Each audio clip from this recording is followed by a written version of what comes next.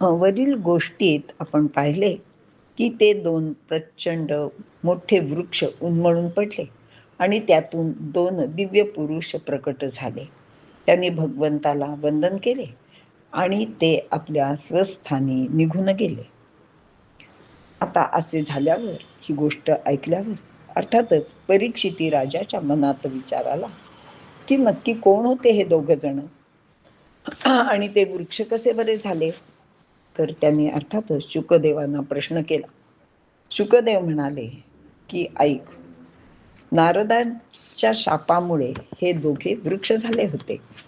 हे दोघे कोण होते तेही मी तुला सांगतो.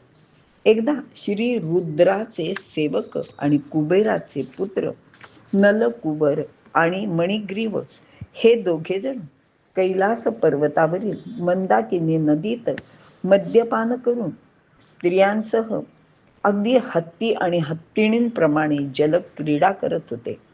विशेष म्हणजे त्या स्त्रिया सुद्धा विवस्त्र अवस्थेत होत्या आणि अर्थातच हे दोघेही विवस्त्रच होते.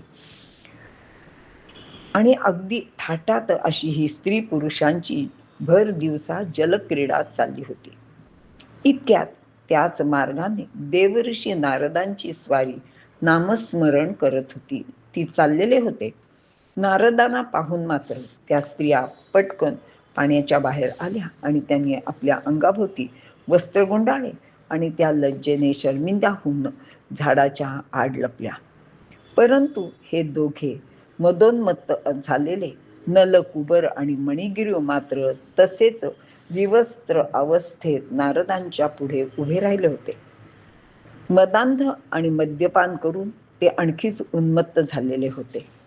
त्या नग्न कुबेरपुत्रांना पाहून देवऋषी नारदांना फार राग आला आणि ते म्हणाले की ह्यांची धुंदी तर उतरवलीच पाहिजे आणि म्हणूनच आणि ह्यांना आपल्याला योग्य मार्गाला सुद्धा आणायला हवे. म्हणून त्यांनी त्या दोघांना शाप दिला आणि नारद म्हणाले की तुम्ही आजपासून वृक्ष व्हाल. नारदांच्या मनात एक विचार आला की जिथे स्त्री, द्यूत, मद्य आणि पैसा आहे तेथे धुंदी आणि उन्मत्तपणा असतोच. मदांध माणसाला जगात एकच शिक्षा आहे, ती म्हणजे त्याचे सर्वस्व नष्ट करून किंवा नष्ट होऊन तो दरिद्री होणे. श्रीमंतीने उन्मत्त झालेला माणूस कोणालाही ओळखत नाही. तो साधू संत परमेश्वर ह्यांना सुद्धा ओळखत नाही. तो त्या सर्वांचा अपमान करतो, अनादर करतो आणि गरिबांचा सुद्धा तिरस्कार करतो. द्रव्याच्या जोरावर अनंत पातके करतो आणि मग मात्र शेवटी तो नरकाला जातो. श्रीमंत मदांध माणसाची धुंदी कोणत्याही शिक्षेने उतरत नाही. त्याला फक्त एकच औषध आहे आणि ते म्हणजे त्याच्या सर्वस्वाचा नाश होऊन अगदी भीक मागण्याची वेळ आली तरच त्याची धुंदी उतरते आणि मग त्यानंतर तो नम्र होतो. असेच हे दोघे उन्मत्त आहेत. मद्यपान करून धुंद अवस्थेत भर दिवसा हे पशुप्रमाणे वर्तन करत आहेत. म्हणून या स्त्रैण आणि उन्मत्तांचा जो काही मद आहे तो मला नाहीसा करायला हवा. लोकपालाचे पुत्र असूनही हे निर्लज्जपणाने आपण विवस्त्र आहोत याची सुद्धा लाज बाळगत नाहीत. त्या गोष्टीचे त्यांना भानही नाहीये. म्हणून हे दोघे वृक्ष होवोत असा नारदांनी त्यांना शाप दिला. आता मात्र खरोखर ह्या दोघांची धुंदी उतरली होती आणि त्यांना आपण काय केले आहे ती चूक कळली. ते नारदांना शरण गेले आणि ते म्हणाले की अहो वृक्ष काय म्हणे. तर ते म्हणले की नाही, आता मी तुम्हाला शाप दिला आणि तो योग्यच आहे. तर ते म्हणले की आम्हाला निदान उशाप तरी द्या, काहीतरी ह्याच्यातनं बाहेर पडण्याचा मार्ग सांगा. तेव्हा नारद ऋषी म्हणाले की देवांची 100 वर्षे इतक्या काळानंतर भगवान वासुदेवाच्या सान्निध्याने म्हणजे भगवान श्रीकृष्णाच्या सान्निध्याने किंवा त्याच्या स्पर्शाने तुम्ही शापमुक्त व्हाल आणि स्वलोकी जाल. राजा परीक्षिती याप्रमाणे शाप देऊन नारद मुनी नारायणाश्रमाकडे निघून गेले. आपल्या परमभक्ताचे वचन खरे करण्यासाठी भगवान श्रीहरीने त्या कुबेर पुत्रांना शापमुक्त केले होते. त्या वृक्षांची नावे यमल आणि अर्जुन अशी होती. दोन्ही वृक्षांना स्पर्श केल्याबरोबर कडाडकड असा शब्द म्हणजे असा आवाज होऊन दोन्ही वृक्ष उन्मळून पडले. अग्निप्रमाणे तेजस्वी आणि दिव्य स्वरूप प्राप्त झालेले नलकुबर आणि मणिग्रीव प्रकट झाले. त्यांनी श्रीकृष्णाला साष्टांग प्रणिपात केला आणि म्हणाले, नारायणा, हे सर्वेश्वरा श्रीकृष्णा भगवंता, तुला आमचे अनंत अनंत असे प्रणाम आहेत. तुझ्या कृपेनेच आज आम्ही या वृक्ष योनीतून मुक्त झालो. त्या नारद मुनींच्या कृपेने खरे तर आम्हाला तुझे दर्शन झाले. आता खरं तर ती कृपा नव्हती, त्यांनी शाप दिला होता. पण सत्पुरुषांचा कोप सुद्धा दुसऱ्यांचे कल्याण करतो.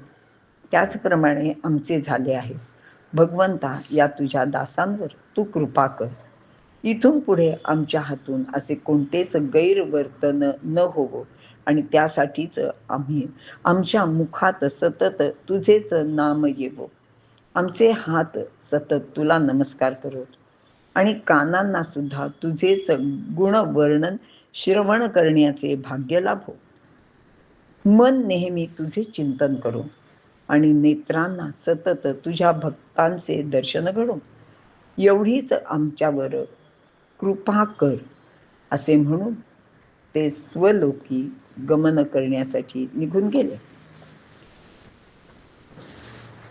भगवान श्रीकृष्ण त्यांना खरं तर म्हणाले होते की दयाळू ऋषींच्या मुळेच तुम्हाला हे माझे दर्शन झालेले आहे.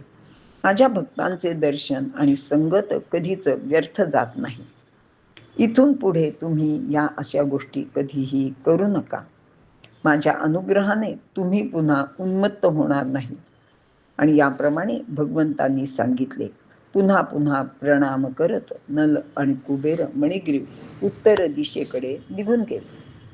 मात्र इतके सगळे होईपर्यंत त्या वृक्षांचा भयंकर आवाज ऐकून नंद आणि इतर गोप तिथे धावतच आले आणि पाहतात तो काय, कृष्णाला उखळाला बांधलेले होते.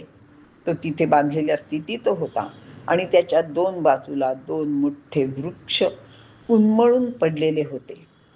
धावत जाऊन नंदाने कृष्णाला आधी सोडून घेतले, म्हणजे त्याच्या त्या दोऱ्या वगैरे होत्या त्या सोडून टाकल्या.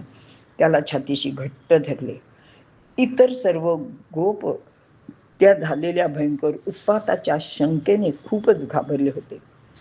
आपापसात ते म्हणू लागले की अरे, हे एवढे मोठे वृक्ष इथे अनेक वर्ष आहेत, हे असे कसे एकाएकी पडले? आता तर काही इथे वादळ नाही, काही नाही, वीज पडली नाही आणि एकदम अचानक हे कसे पडले?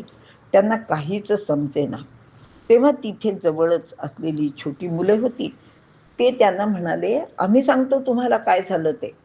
अहो, हा कृष्ण आहे ना, हा ते उखळ घेऊन इथपर्यंत आला आणि त्यांनी त्या झाडाला अशी धडक दिली आणि मग ते दोन्ही वृक्ष खाली पडले आणि काय सांगू अहो तुम्हाला, त्यातून दोन मोठे बुवा निघाले आणि त्यांनी या कृष्णाला नमस्कार केला आणि ते तिकडे पार तिकडे निघून गेले. आता हे असं सगळं वर्णन त्या मुलांच्या तोंडून ऐकल्यावर इतर कोणाचाच विश्वास बसणं शक्य नव्हतं. हा एवढासा कृष्ण एवढे मोठे वृक्ष कसे काय पाडू शकेल, हा तर प्रश्न होताच. आणि शिवाय ही मुलं सांगतायत की ह्याच्यातनं दोन मोठे बुवा निघाले म्हणजे काय? हे काही मुलं सांगतात.